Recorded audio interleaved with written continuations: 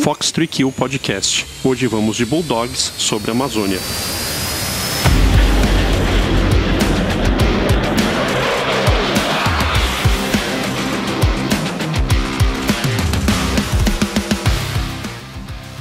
Chegamos hoje ao terceiro episódio do nosso podcast, que tem patrocínio master da Saab do Brasil, que é a fornecedora dos caças F-39 Gripen para a Força Aérea Brasileira. Desde o lançamento do nosso podcast, nós já estamos acumulando uma série de retornos dos ouvintes que estão compartilhando histórias, compartilhando experiências. Inclusive, nós já identificamos alguns novos personagens para colocar nos próximos episódios do podcast. Mas o que chama mais atenção também é esse retorno em relação às histórias daqueles que tiveram contato e vivenciaram experiências com alguns entrevistados. Vamos ouvir duas delas agora no nosso Papo Rádio.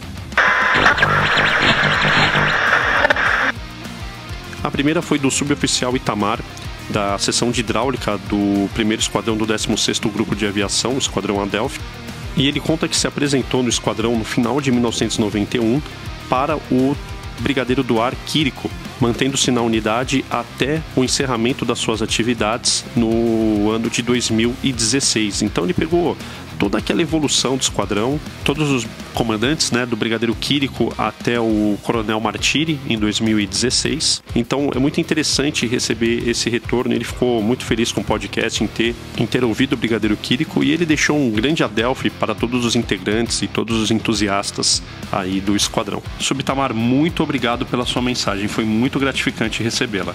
Outra mensagem veio do Coronel Olegário. Ele foi da antiga 2ª Esquadrilha de Ligação e Observação, que operou até o ano de 2002, e até julho de 1995 a esquadrilha tinha sua sede na Base Aérea Naval de São Pedro da Aldeia, que é da Marinha do Brasil, e eventualmente ela seguia para a Base Aérea de Santa Cruz para fazer o emprego armado dos tucanos no estande da Marambaia.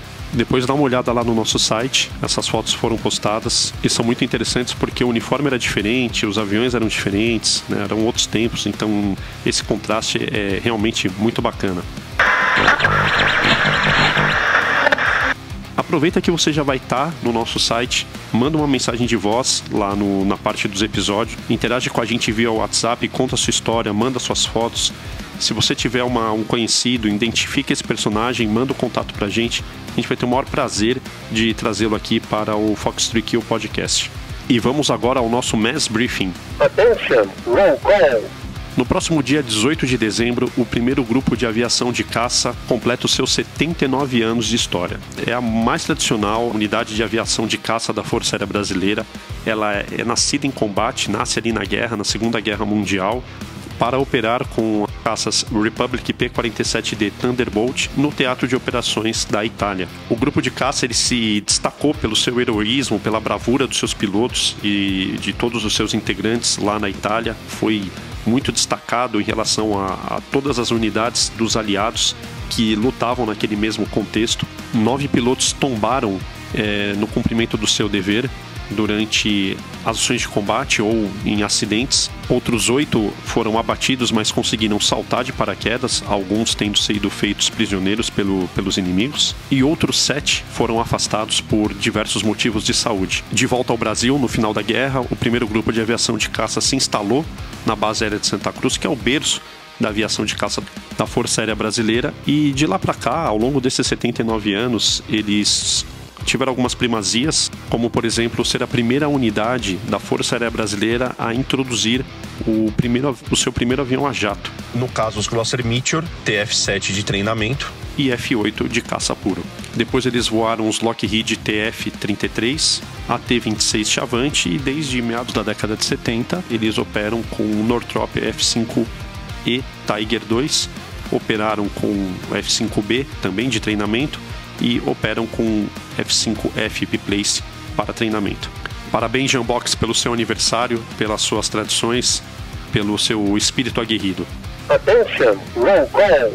A partir do final de 2010, a Força Aérea Brasileira sediou de forma permanente na região amazônica a primeira unidade de caça da primeira linha, voando com os F-5E já modernizados.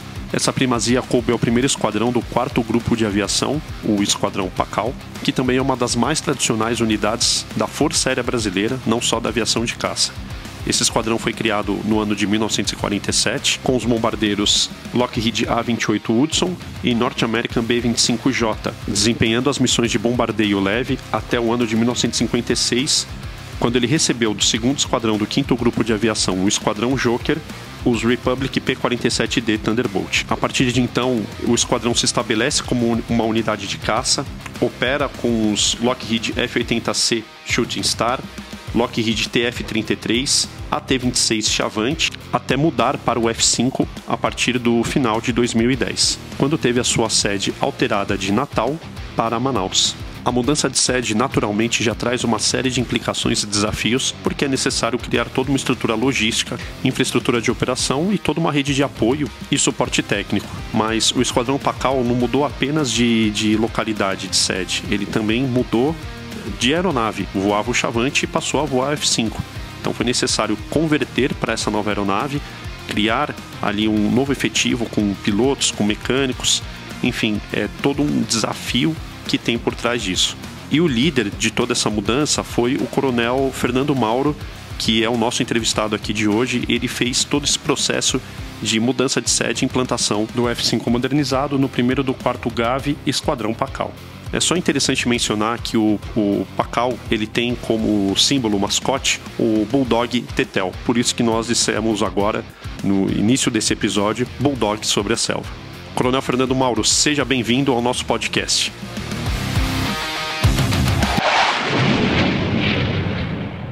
Coronel, conta um pouco pra gente como é que foi a sua trajetória após a conclusão do curso de formação de oficial aviador na Academia da Força Aérea. Como é que foi essa trajetória? Bem, eu me formei em 1990 e em 1991 eu fui para Natal e fiz o curso de caça no Esquadrão Joker.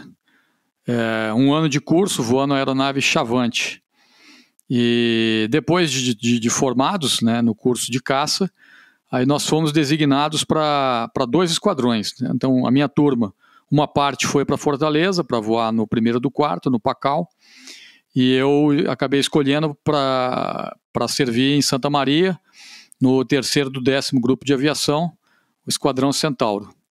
E lá eu passei 2 anos, né? Quando você se forma piloto de caça, você é um piloto básico, né?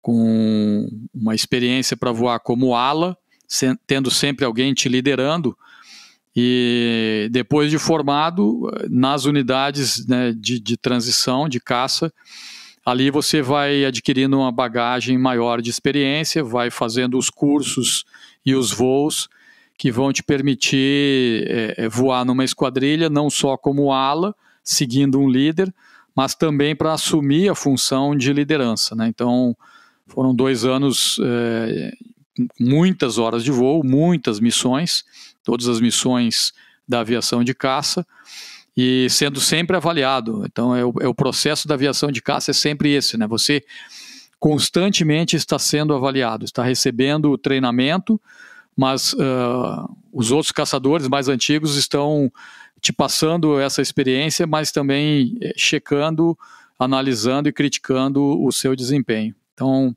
foi essa trajetória inicial, 2 anos no Esquadrão Centauro em Santa Maria, até ser elevado ou designado como líder de esquadrilha, onde você pode liderar até 4 aviões no cumprimento das missões da aviação de caça. É que naquela época, além do Pacal, o Centauro fazia essa missão, né? Que hoje é feito pelo pessoal dos esquadrões dos terceiros, né? Boa Vista, Porto Velho e Campo Grande, né? Com o Super Tucano. Exatamente, né? Com a saída do Chavante e a entrada em operação do Super Tucano, o modelo continuou o mesmo. Você se forma na academia, sai oficial aviador, vai para Natal fazer o curso de caça no Joker, no 2º do 5º Grupo de Aviação. Depois de concluído com sucesso o curso, hoje os pilotos da Força Aérea são designados para esses 3 esquadrões, né? O esquadrão em Boa Vista, em Porto Velho e em Campo Grande, onde também lá eles passam 2 anos fazendo o que se chama de elevação operacional, adquirindo experiência, voando, sendo analisado, criticado, até que ele saia líder de esquadrilha, onde ele pode ser o líder de um voo de 4 aeronaves, onde ele faz o planejamento, onde ele conduz a missão. Na minha época, eu tive a oportunidade de fazer isso em Santa Maria e os outros pilotos da minha turma fizeram em Fortaleza. E o que te fez deixar o Nordeste e seguir para Santa Maria, que é tão distante aí de qualquer centro? É mais uma questão pessoal. Eu sou paulista, e aí aqui no Rio Grande do Sul, ficar mais próximo da família. Os outros pilotos que estavam indo para lá também tinham uma grande afinidade. O Esquadrão Centauro, à época, ele fazia muitas missões com a Marinha do Brasil.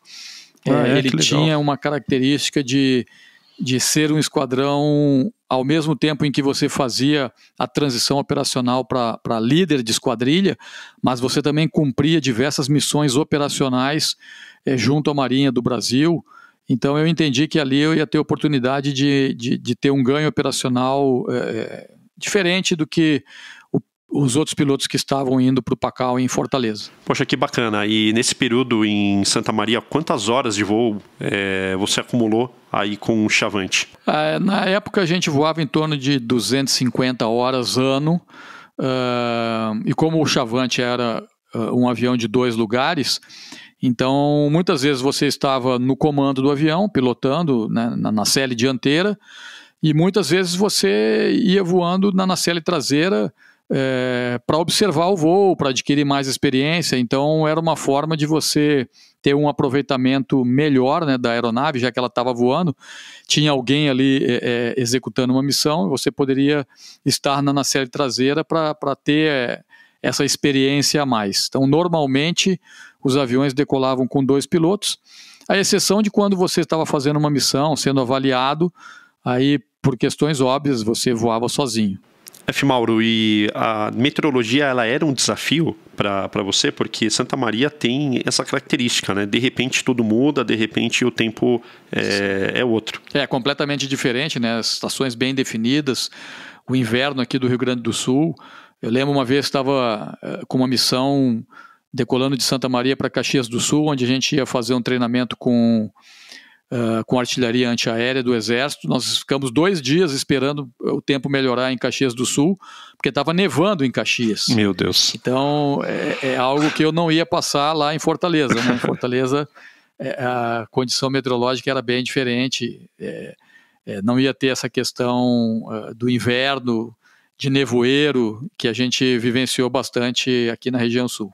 Aí em Santa Maria chegava a colar no chão o nevoeiro, né? Sim, em Santa Maria. Aí tinha que ter muito cuidado ao decolar para ter todo esse planejamento para saber se não ia ser surpreendido na volta com a entrada de nevoeiro, porque quando o nevoeiro entra, cola no chão, visibilidade 0, aí não tem como pousar, teria que ir para uma alternativa. Então exige um pouco mais de planejamento e cuidado por parte do piloto. Não, depois desses 2 anos de Centauro, qual que foi a tua trajetória? Aí depois que eu me saí líder de esquadrilha, eu poderia ter continuado em Santa Maria para ter mais experiência, mas no planejamento da força, obviamente que pilotos precisam ir também para Natal para passar essa experiência para os novos pilotos. Então eu fui convocado a voltar a Natal, onde eu tinha feito o curso de caça, não como aluno, porque já tinha passado lá como aluno, mas voltar a Natal como instrutor de voo, instrutor dos novos pilotos de caça da Força Aérea.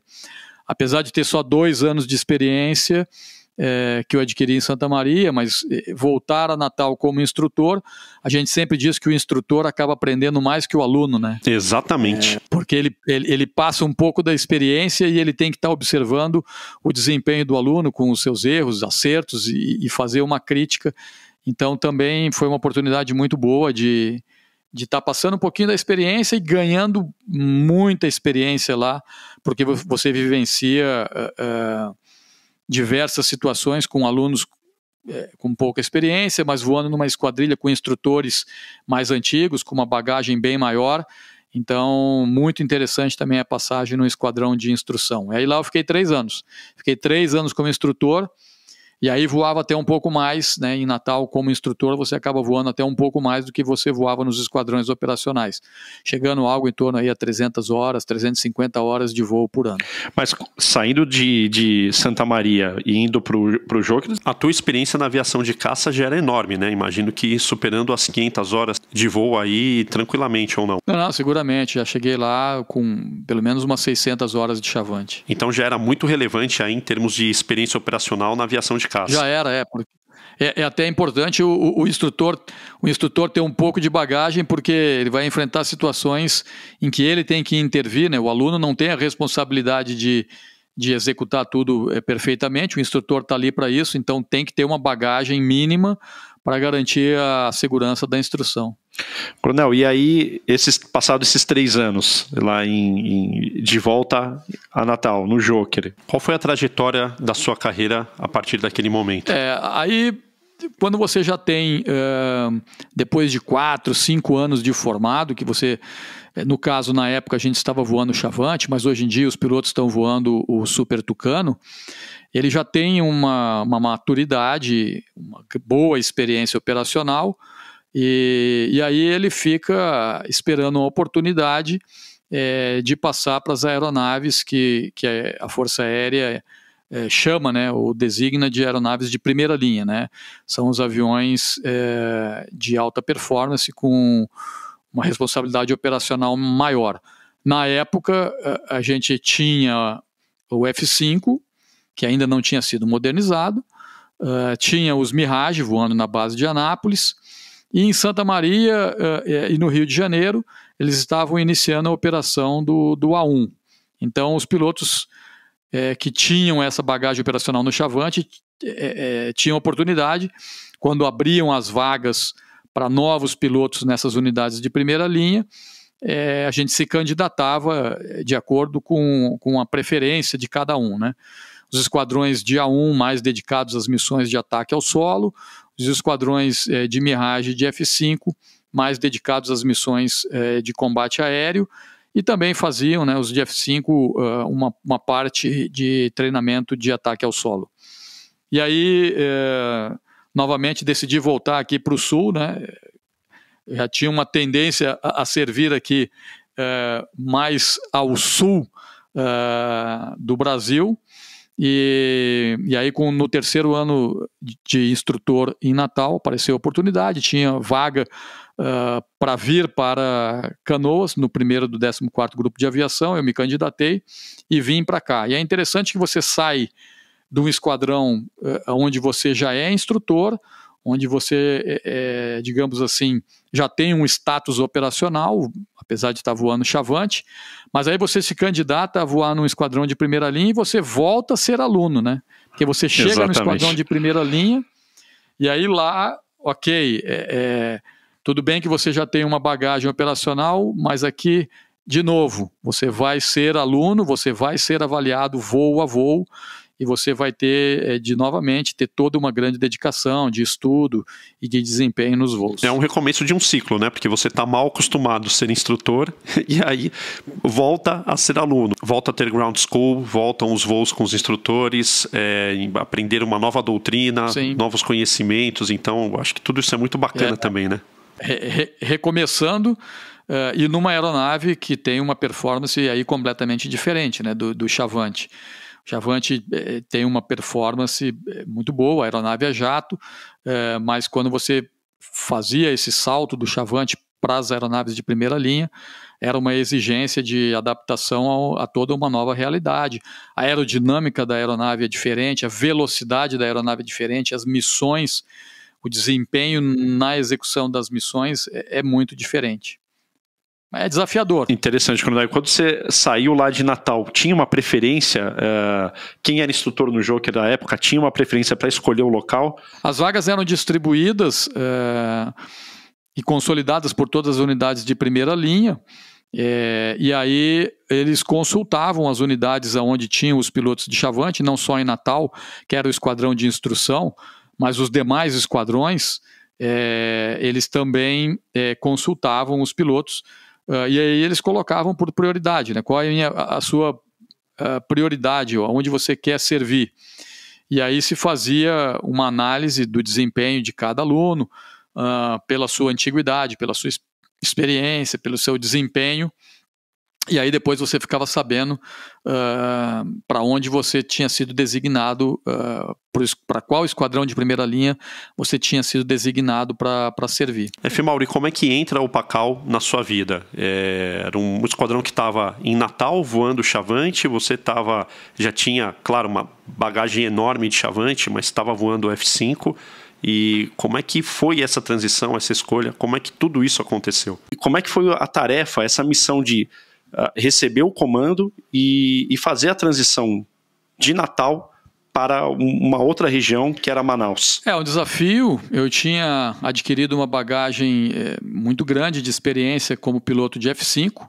Eu voei 8 anos aqui na base de Canoas, saí instrutor, e você vai acumulando uma grande experiência.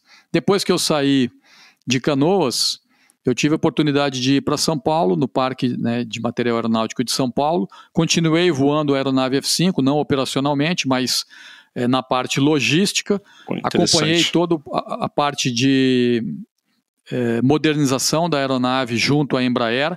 Então eu entregava as aeronaves na Embraer para serem modernizadas. Depois que elas eram modernizadas, eu entregava as aeronaves nas unidades aéreas. Então eu fiquei voando durante 4 anos as duas aeronaves, né, o F5 antigo, depois o F5 modernizado, e eu tinha uma vivência logística, porque eu estava trabalhando numa organização que era responsável por toda a manutenção do F5. Nossa, uma experiência muito plural. E quando o alto comando decidiu trocar ou desativar o Chavante, trocar o primeiro do quarto que estava em Natal, colocando ele na base aérea de Manaus, né, no coração da Amazônia, e colocando lá no primeiro do quarto a aeronave F5, eu acho que nesse momento foi bastante significativa a minha experiência operacional e na área de logística. E eu recebi, né, a designação do alto comando para conduzir esse processo, né? Então, por ter toda essa bagagem, essa experiência, entenderam que eu conseguiria, digamos assim, executar esse desafio, essa missão. E aí fui transferido, né, de São Paulo, do Parque de Material Aeronáutico, para Natal. Em Natal, primeiro ano de comando, eu estava lá com o primeiro do quarto voando o Chavante, mas trabalhando para fazer a transição do esquadrão para a base aérea de Manaus. Como funciona essa transição?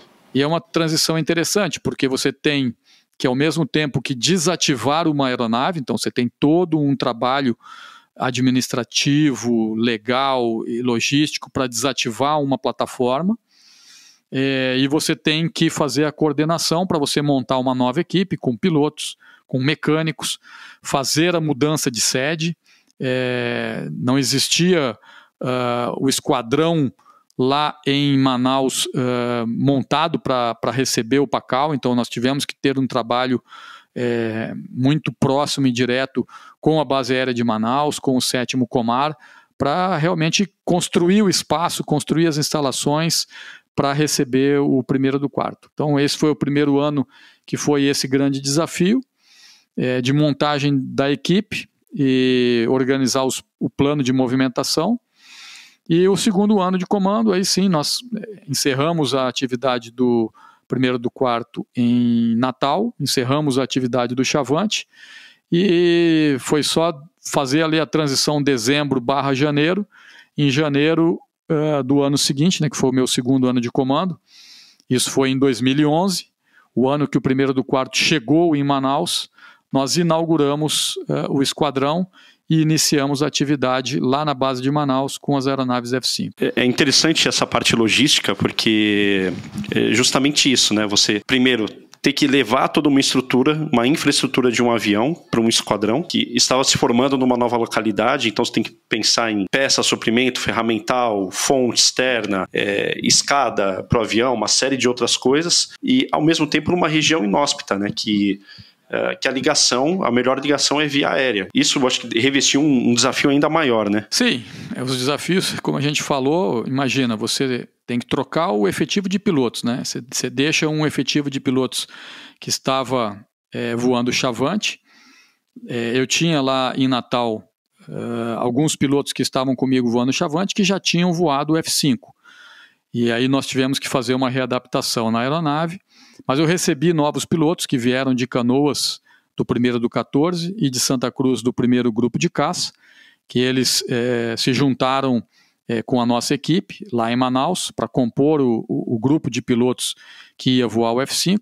Os mecânicos da mesma forma, a gente teve que selecionar os mecânicos que tinham experiência na manutenção da aeronave F5, porque na base de Manaus não tinha mecânico com curso, com essa formação e experiência, além, né, de preparar toda a parte de mobília, toda a parte administrativa, documental, para a chegada e operação do esquadrão. Mas assim, não é um desafio que você vai fazer sozinho, né? Os 12 trabalhos de Hércules, você vai fazer todos essas etapas e desafios, mas tem um suporte grande que toda a Força Aérea entende a necessidade de se cumprir essa missão. Então a gente recebeu o apoio de diversas organizações, tanto da parte de logística, da própria base de Manaus, do QG do 7º Comar, e eu tinha vários amigos em diversas dessas organizações, e nesse momento não é uma missão para poucos, é uma missão que a Força Aérea abraça e ela faz ela acontecer da melhor forma possível. Mauro, e quais foram as razões, os motivos que levaram a Força Aérea Brasileira a mudar a sede do PACAL, né, de Natal para Manaus, de levar uma unidade de primeira linha para aquela região em particular? Com a desativação do Chavante, o Chavante já era uma aeronave que já vinha há muitos anos voando e sustentando essa parte operacional, mas com a entrada em operação do Super Tucano, o Chavante foi perdendo a sua relevância operacional. Havia, com a modernização das aeronaves F5, um excedente. A gente tinha 2 esquadrões, um localizado em Santa Cruz e o outro em Canoas, mas a gente tinha uma quantidade de aeronaves F5 que permitia a abertura de um 3º esquadrão. Pô, legal, que bacana. Então, com a desativação do Chavante e com essa possibilidade de você equipar o PACAL com aeronaves F5, se questionava em qual localidade, qual base do Brasil seria adequado colocar um esquadrão de F5, né? Então, as missões de Chavante, elas têm algumas características, mas de F5 são outras características.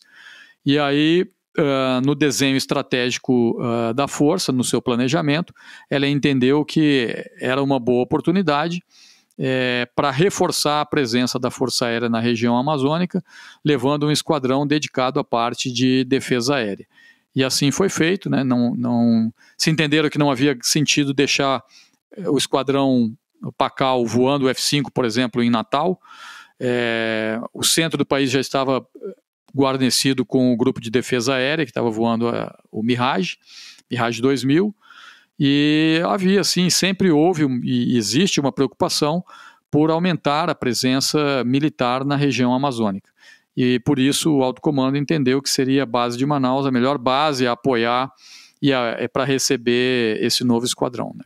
Novo esquadrão não, um esquadrão PACAL com a nova aeronave. Mauro, foi a primeira vez que uma unidade da primeira linha operou daquela região, ainda com F5 que já estava na sua versão modernizada, ou seja, com Glass Cockpit, com uma série de aviônicos ali digitais que sequer existiam, muitos deles sequer existiam na variante analógica, né, no Tiger II.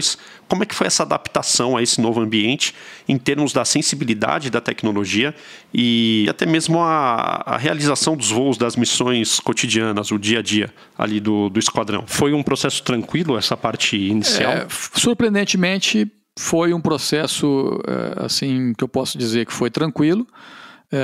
Os pilotos que estavam lá no PACAL voando em Manaus, todos já tinham uma grande experiência na aeronave F5, então não havia preocupação, eu não precisava estar como comandante do esquadrão preocupado com o desempenho operacional dos pilotos. já conhecia todos os pilotos, muitos deles tinham sido meus alunos, né? Eu os tinha formado como instrutor de F5, e eu sabia que eles teriam um desempenho operacional necessário e adequado para voar lá na base de Manaus. A pista de Manaus, ela tem algo em torno um pouquinho mais de 2.000 metros, é menos do que da base de Canoas e da base de Santa Cruz. Então nós tivemos que adaptar algumas situações de decolagem, de característica, de performance, de configuração, de não estar com a aeronave completamente configurada. Foi instalada uma barreira de retenção ao final de uma das cabeceiras, para caso houvesse necessidade em alguma possível abortiva de decolagem, uma emergência ou um pouso. Enfim, fizemos algumas adaptações de operação, tendo em vista as condições locais. Manaus é uma cidade com uma grande presença de pássaros, inclusive na região ali do aeródromo. Então nós fizemos algumas adaptações para minimizar essa questão de possível colisão com pássaro. Nós voltávamos depois dos voos das áreas de instrução, já separados, né, em distância de uma aeronave da outra, que permitia com que o piloto tivesse muito mais atenção ao espaço aéreo exterior ali, não precisasse ficar preocupado em estar observando a aeronave que estivesse próxima, o que era normal, né, de voltar numa missão para fazer um pouso em Santa Cruz, em Canoas, voltava a esquadrilha reunida e se fazia o PILOF, né, que é o tráfego de aproximação visual, mas isso todos os aviões mais próximos. E lá em Manaus nós adotamos um perfil diferente. Já vínhamos da área de instrução separados, com uma distância bastante grande entre as aeronaves, e vínhamos numa situação direta, em aproximação direta visual para pouso, o que minimizava um risco de colisão com pássaro. E eu acho que foram medidas adotadas com grande sabedoria, né, baseado na experiência que a gente tem. Tanto é que eu não me lembro, pelo menos no meu comando e depois nos comandos que me sucederam, colisão com pássaro não foi um problema. E a meteorologia também, né, a observação de meteorologia, que lá em Manaus tem uma questão muito específica de meteorologia, mas ela é bastante previsível. Você sabe quando vai chover e sabe que a chuva dura um determinado tempo, que depois que chove a pista seca. Então a meteorologia também não foi algo, um problema significativo. Lembrando que ali em Manaus você tem 2 aeródromos, tem o aeródromo militar de Ponta Pelada e ao lado você tem o aeródromo civil, o aeroporto internacional, que é o Eduardo Gomes, servia como alternativa, né? Se tivesse algum problema com a pista de Ponta Pelada, a gente tinha a alternativa de ter ali do lado um outro aeródromo muito bom para você fazer o seu pouso em segurança.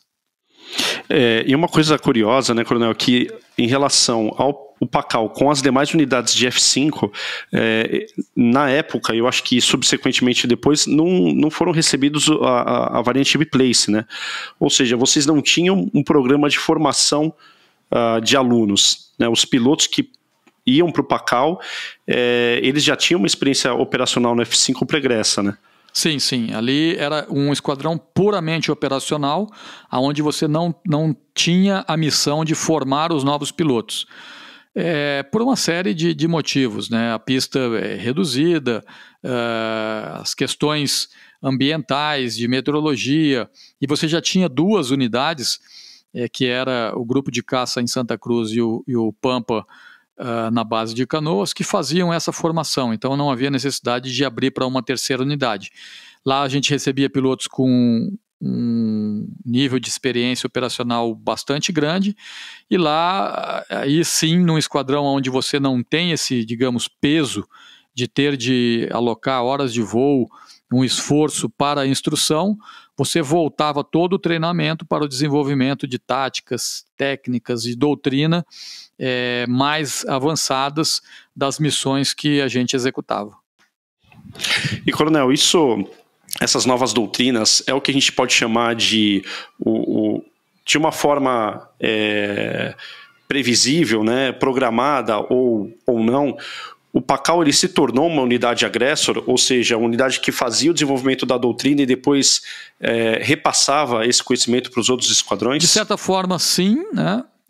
Um esquadrão de agressor ele tem, por incumbência, desenvolver táticas e doutrinas que se contraponham às demais unidades, né? É um esquadrão especializado para simular como se fosse uma aeronave oponente, um inimigo, aumentando ali o grau de realismo dos treinamentos.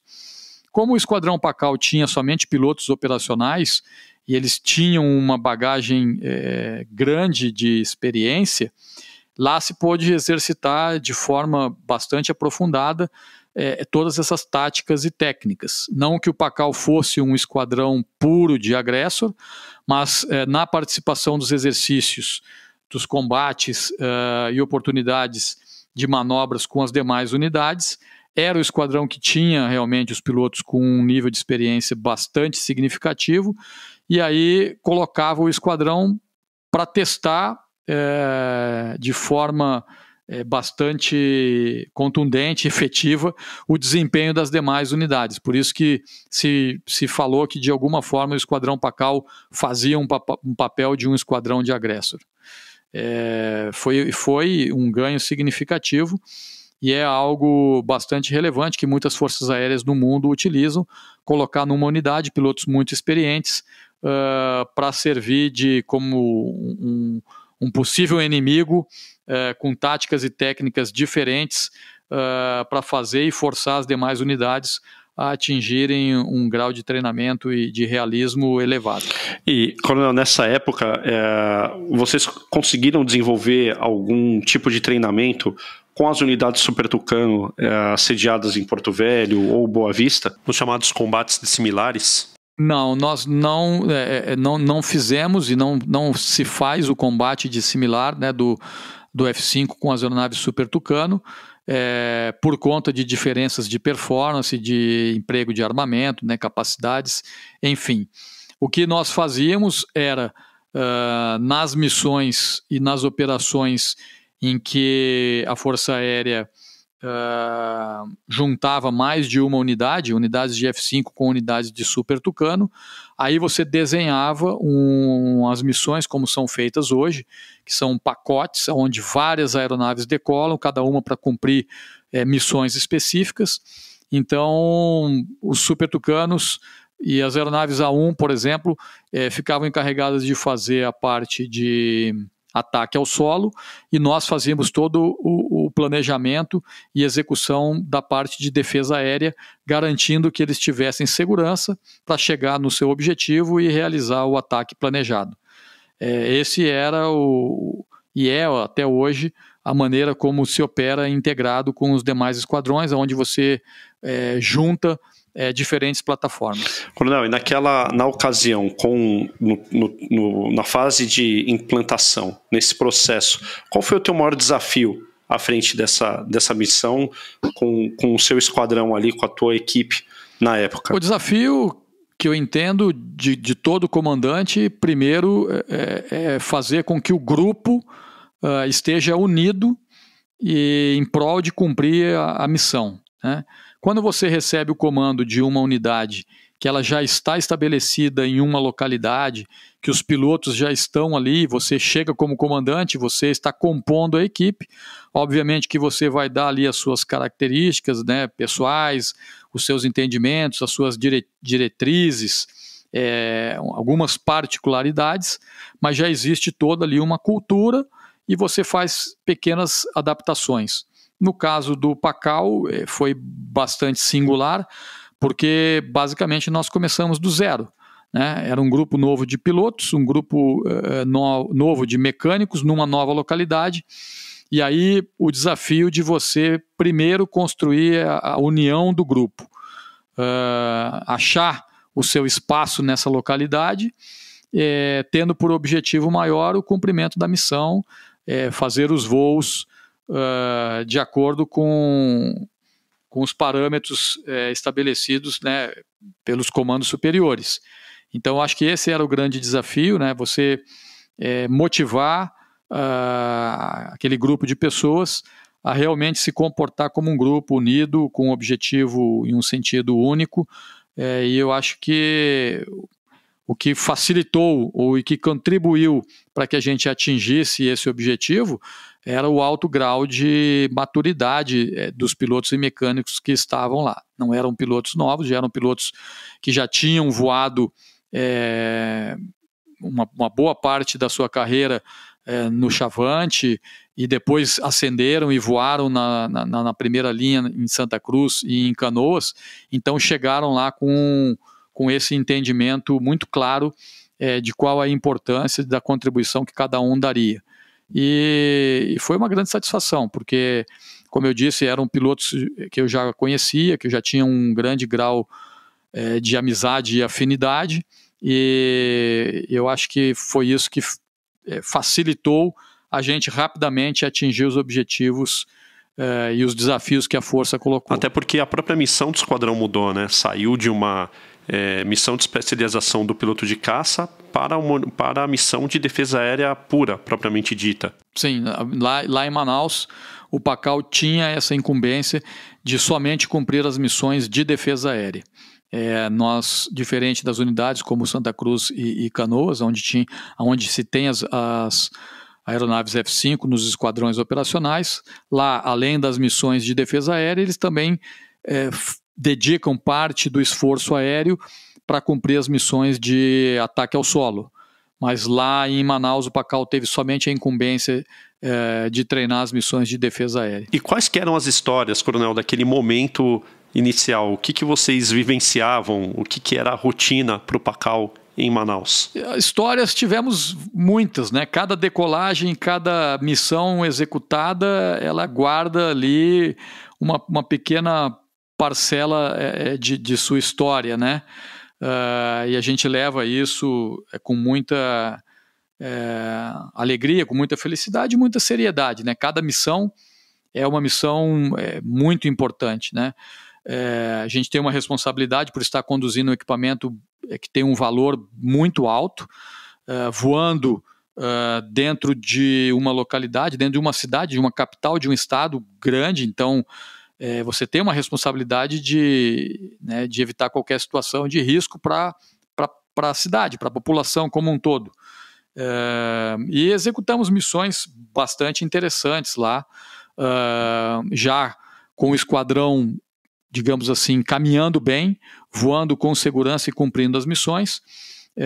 Participamos, que foi a primeira edição do que até hoje se faz, que é a Operação Ágata. Puxa, que São bacana. operações onde a Força Aérea desloca as unidades para próximo da fronteira, e ali você faz um esforço para coibir diversas atividades ilícitas. Você tem a presença não só da Força Aérea, mas também dos meios da Marinha, das tropas do Exército, para combater todos os tipos de ilícito, interceptação de aeronaves nos rios, então abordagem de barcos, o Exército fazendo a patrulha e abordagem de veículos, o combate aí ao desmatamento. Então, já no seu primeiro ano, que a gente estava em Manaus, a gente já teve a participação do Esquadrão PACAL na primeira edição da Operação Ágata. Deslocamos para São Gabriel da Cachoeira, operamos lá de São Gabriel da Cachoeira, e na segunda edição da Operação Ágata nós fomos para a base aérea de Porto Velho e participamos também dessa operação. Então são operações onde a gente já entrou como unidade operacional contribuindo para o cumprimento das missões da Força Aérea. E o cumprimento dos alertas de defesa aérea eram 24 horas, assim como nós vemos nas demais unidades da aviação de caça? Sim, sim. Esse era um dos objetivos, né? Reforçar a presença da Força Aérea naquela região, e com a presença da unidade na base de Manaus, fazíamos e se faz como nas demais unidades de caça, onde você mantém aeronaves de alerta 24 horas, né? O ano inteiro, prontas para serem acionadas. O avião está dedicado, piloto dedicado, equipe de mecânicos, para, em caso de necessidade, rapidamente você conseguir ter uma aeronave operacional em voo para cumprir as diversas missões que se façam necessárias, desde uma interceptação de uma aeronave desconhecida ou até um socorro em voo de alguma aeronave que esteja necessitando algum apoio dos aviões da Força Aérea. Que naquela região é mais crucial ainda, né? Porque com a ausência de pistas, de alternativas, de localidades para pouso, né?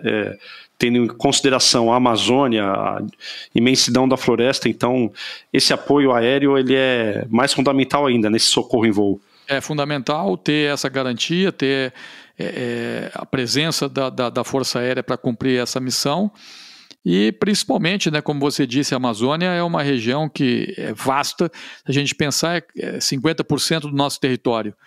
Então, para você defender adequadamente, evitando que aeronaves entrem no nosso espaço aéreo sem autorização, sem que nós tenhamos o conhecimento de quem é que está ingressando, a Força Aérea se faz presente através dos esquadrões de caça, com aeronaves fazendo a parte de interceptação, checagem desses tráfegos desconhecidos. Coronel, toda essa experiência absorvida na Amazônia com o F-5, né, então todas as tarefas de aviação de caça, de defesa aérea, então de patrulha aérea de combate, de varredura, de escolta, tudo que interceptação, os acionamentos, o socorro em voo, tudo isso ele serve de bagagem para que no futuro a Força Aérea volte a operar na região e a gente acredita aí muito em breve com o Gripen, né?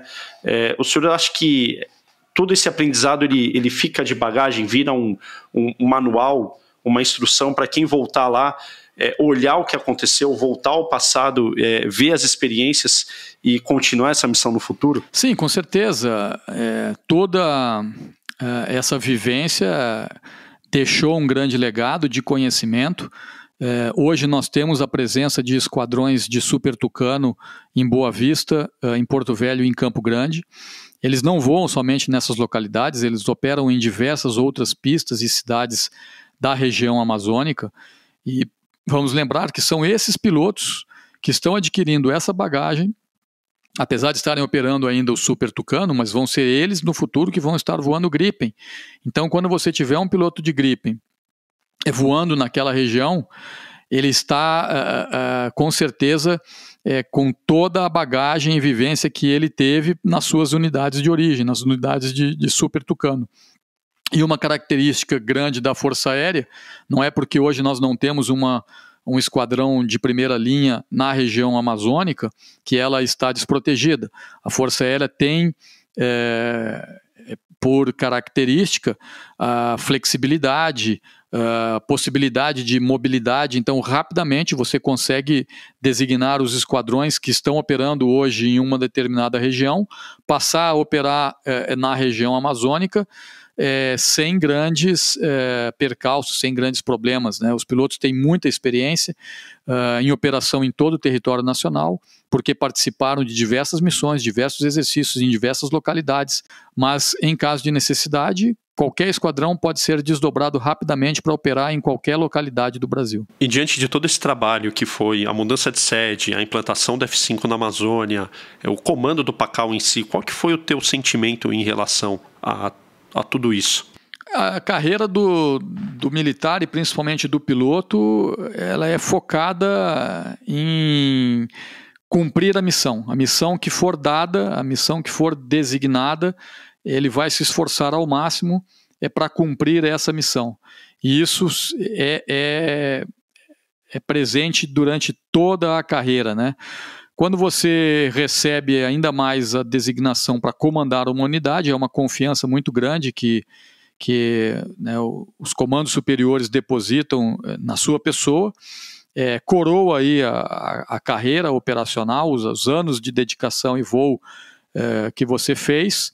Então, é um misto, né, de sentimento de satisfação por ter tido esse reconhecimento, por ter podido contribuir com o cumprimento da missão da Força Aérea e realizar aquele sonho de quando você ingressou na Força Aérea, né, de quando você, ainda muito jovem, tinha por objetivo maior contribuir para o engrandecimento do país, para a segurança do nosso país, para que a Força Aérea com toda a sua tradição desde a Segunda Guerra Mundial, continuasse e continue a ser respeitada e vista por todos como uma organização que está aqui para defender a nação brasileira, para defender todos os brasileiros, estejam eles aonde estiverem. Então, é uma satisfação muito grande, um sentimento de muita gratidão, e é esse sentimento que a gente passa de instrutor para aluno, e você fica bastante feliz ao ver que hoje, né, os alunos que você formou assumiram depois o papel que você desempenhou, como instrutores, como comandantes de unidade, como comandantes de base, como oficiais generais, enfim, essa continuidade do serviço e da missão da Força Aérea. E curiosidade, na aviação de caça, quantas horas você fechou? Quase 3.000 horas. Umas 1.500 de Chavante, mais umas 1.000 e tantas de F-5, e quando a gente estava voando aqui em Canoas ainda tinha umas aeronaves Tucano cumprindo missões de defesa aérea, apesar de não ser clássica uma aeronave de caça, mas fazendo missões, então algo próximo aí de 3.000 horas. Coronel Fernando Mauro, obrigado pela oportunidade em conversar contigo, ouvir as suas histórias, essa sua experiência de implantação e comando de uma unidade aérea como foi o PACAL, e obrigado por estar aqui com a gente. Agradeço a oportunidade, desejo sucesso nessa sua iniciativa, né, de fazer, usar esse seu canal de comunicação para levar informação para todos. Eu acho que é uma obrigação nossa, né, de quem serviu e serve ao país, de ter podido utilizar equipamentos que são muito caros, né, que necessitam um investimento de recursos muito significativo. Eu acho que de alguma forma é muito importante a gente dar esse retorno de informação, de conhecimento, de passar a experiência, passar a vivência para o povo brasileiro, para que eles entendam a importância das Forças Armadas na garantia e na segurança da nossa nação. Coronel, até uma próxima ocasião. Obrigado mais uma vez pela oportunidade. Um forte abraço. Estamos à disposição. Forte abraço a todos. Chegamos ao fim de mais um episódio de Fox 3Q Podcast. Eu convido vocês para visitarem o canal no YouTube da Hunter Press, porque lá tem uma série de documentários, uma série de vídeos de aviação. Vocês podem começar a aviação de caça com o documentário do Joker, Escola de Pilotos de Caça. Foi lançado em janeiro de 2022, desse ano. E é muito interessante que conta como é que funciona o processo de formação de um piloto de caça da Força Aérea Brasileira. Convido vocês a assistirem o Joker e depois aproveita que vocês já estão lá, assiste o documentário Tucano 35, a websérie da aviação do Exército Cavaleiros de Aço e a websérie Fumaça 70 anos, que estamos aí em plena atividade, lançando, preparando para lançar o 4º episódio. Vejo vocês na próxima, até logo!